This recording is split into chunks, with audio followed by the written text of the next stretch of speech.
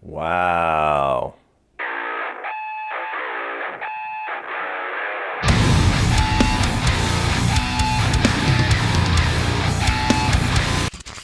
So Wrong Turn 5 Bloodlines tells the story of three hillbilly cannibals and their leader slash patriarch preying upon a bunch of people in a small town during a mountain men festival. Welcome back to this doozy of a review series, everybody. Wrong Turn 5, we have two more movies to complete this thing and bring it full circle. If you have not already seen, I've done reviews for the first 4 Wrong Turns. There'll be a playlist for that as well, so if you want to check that out, watch this one, go and check out all of those and see how this journey has been thus far. I have had comments all along the way telling me to prepare myself for the last 2 entries of this franchise before the reboot.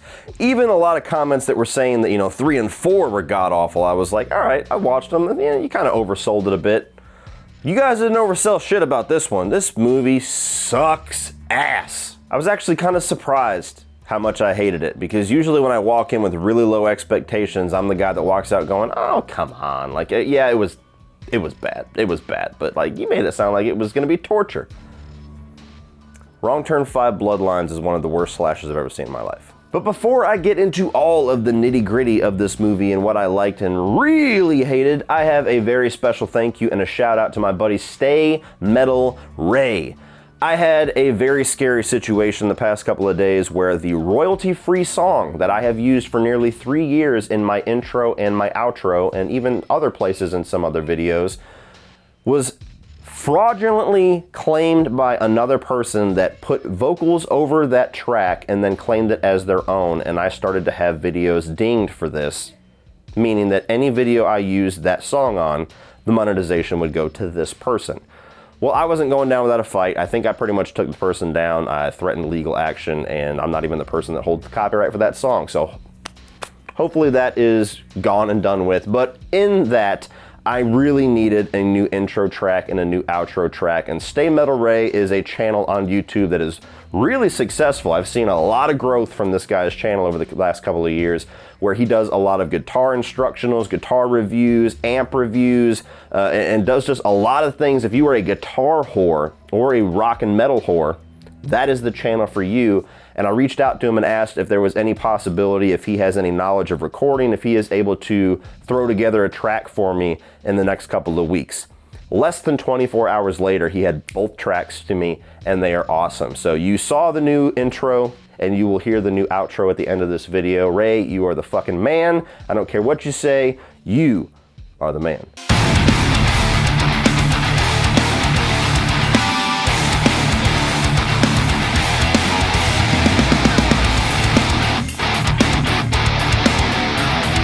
Everybody check out Stay Metal Ray's channel. I'm gonna put his link down below.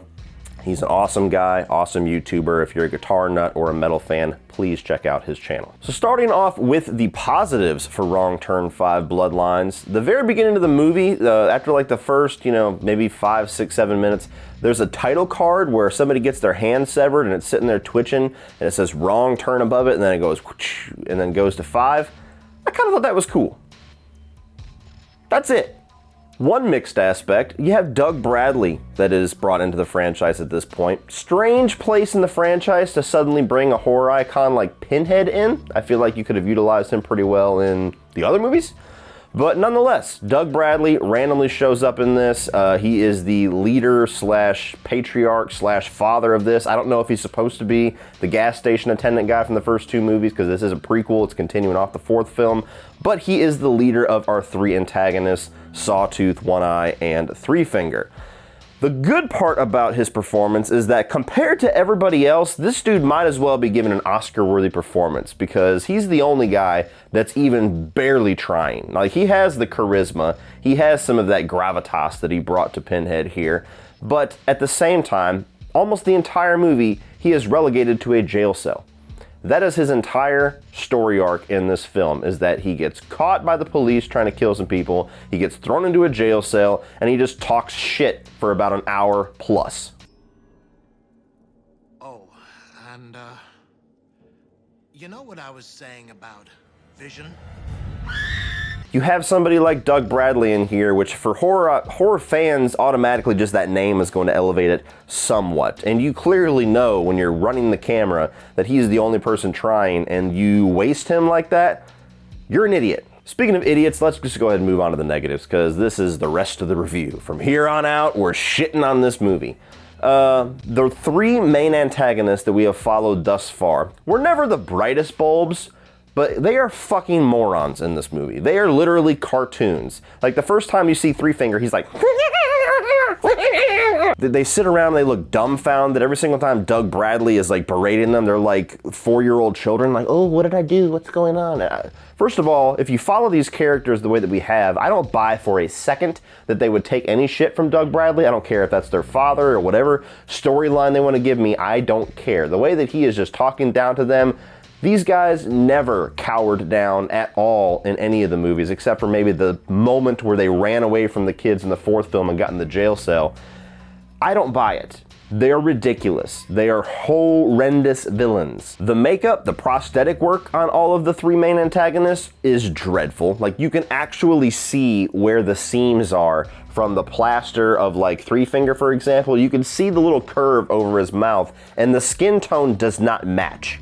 You can't blame modern technology for that, because this came out in like, what, 2012, 2013, some shit like that. So it's not like this was an 80s movie and now we have the Blu-ray and oh shit, look, it's just enhanced now, you can see it. No, it just looks like shit. CG blood galore. If you thought that I was annoyed in Wrong Turn 3 at the level of CG blood that we got and just painting over what could have been some really good kills, yeah, this movie just gives me the giant middle finger and says, what do you think about that shit, Cody? There's literally spots where a guy's ear is cut off and you see the digital blood just kind of materializing on his face, and it is not convincing for a fucking second. You can imagine where things are going from here, because if you have a movie like Wrong Turn, where quite honestly the kills have kind of saved the last couple of movies, if that is one of your main negatives, you are fucked.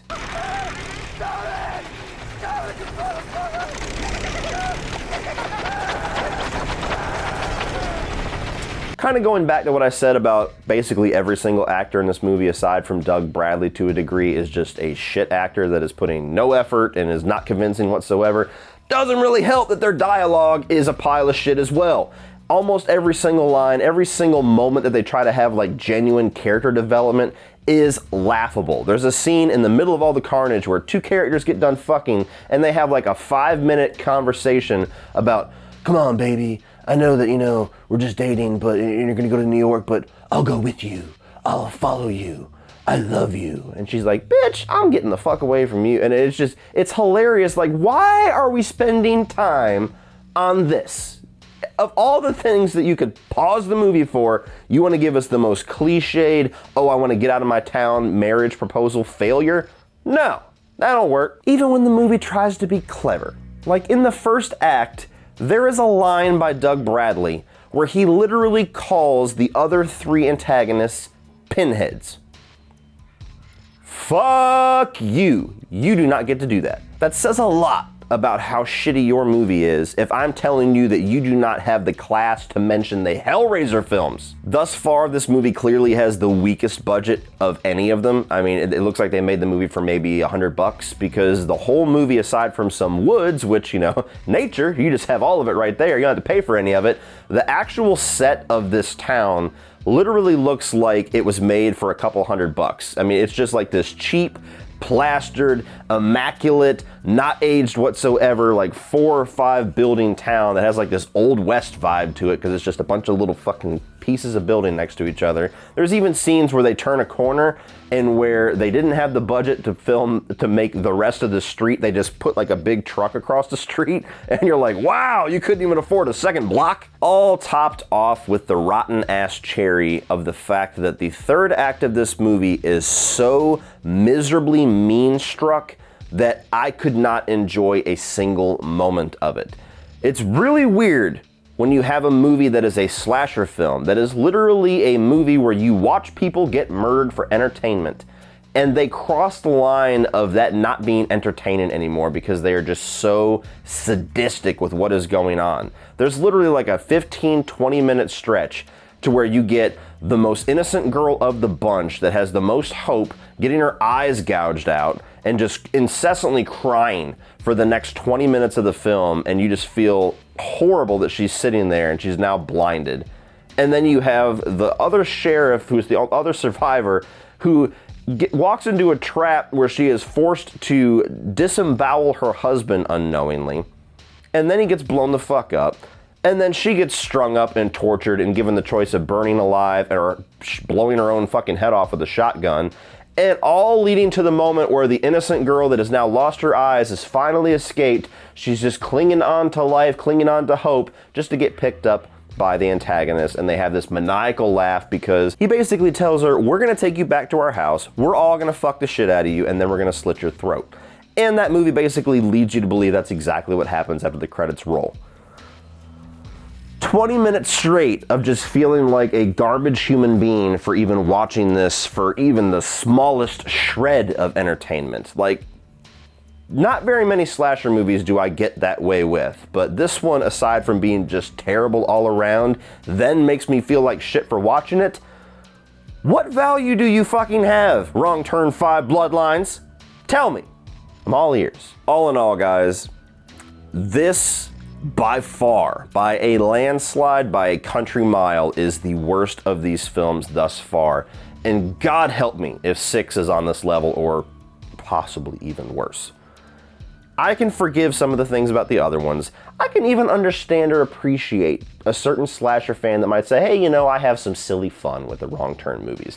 I would never understand anybody's argument for why they even mildly enjoyed this movie. So if you want to see a slasher film where literally every single piece of the filmmaking process goes wrong, and then to top it off, it makes you feel like a garbage piece of shit for even watching the thing, check out Wrong Turn 5 Bloodlines. But as far as I'm concerned, fuck this movie. So what do you guys think of Wrong Turn 5 Bloodlines? Please God, explain to me down below if you were a fan of this film. And for all of you that warned me, I'm sorry, I didn't have a choice, I had to watch this. For all of you greedy bastards watching this video right now, I pained myself for your entertainment. I hope you are happy. Please like and share this video, hit that subscribe button, and as always guys, remember, opinions are like assholes, but that doesn't mean that you have to be.